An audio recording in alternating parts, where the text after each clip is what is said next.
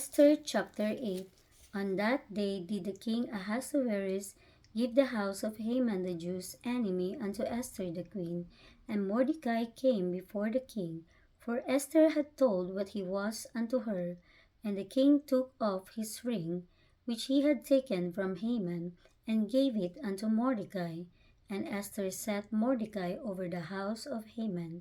And Esther spake yet again before the king, and fell down at his feet, and besought him with tears to put away the mischief of Haman the Agagite,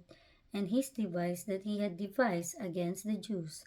Then the king held out the golden scepter toward Esther. So Esther arose and stood before the king, and said,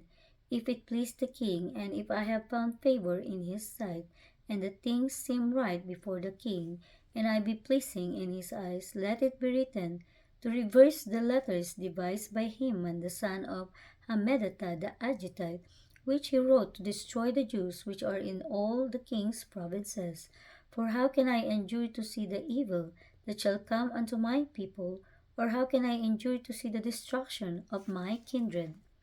Then the king Ahasuerus said unto Esther the queen, and to Mordecai the Jew, Behold, I have given Esther the house of Haman, and him they have hung upon the gallows because he laid his hand upon the Jews. Write ye also for the Jews, as it liketh you, in the king's name, and seal it with the king's ring, for the writing which is written in the king's name and sealed with the king's ring may no man reverse. Then were the king's scribes called at the time in the 3rd month, that is the month Sivan, on the 23rd day thereof, and it was written according to all that Mordecai commanded unto the Jews,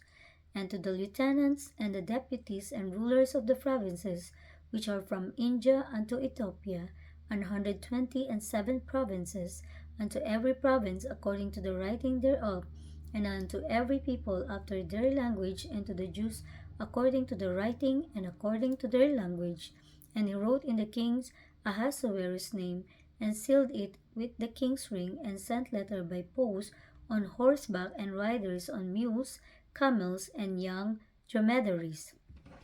wherein the kings granted the Jews which were in every city to gather themselves together, and to stand for their life, to destroy, to slay, and to cause to perish all the power of the people and province that would assault them, both little ones and women, and to take the spoil of them for a prey.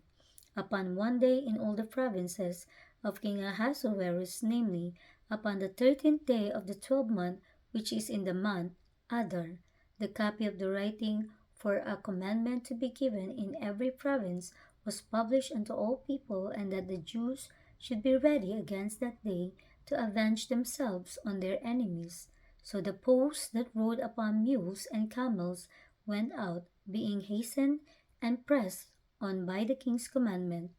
and the decree was given at Shushan the palace. And Mordecai went out from the presence of the king in royal apparel of blue and white, and with a great crown of gold, and with a garment of fine linen and purple. And the city of Shushan rejoiced and was glad. The Jews had light and gladness, and joy and honor. And in every province, and in every city, whithersoever the king's commandment and his decree came, the Jews had joy and gladness, a feast and a good day. And many of the people of the land became Jews, for the fear of the Jews fell upon them.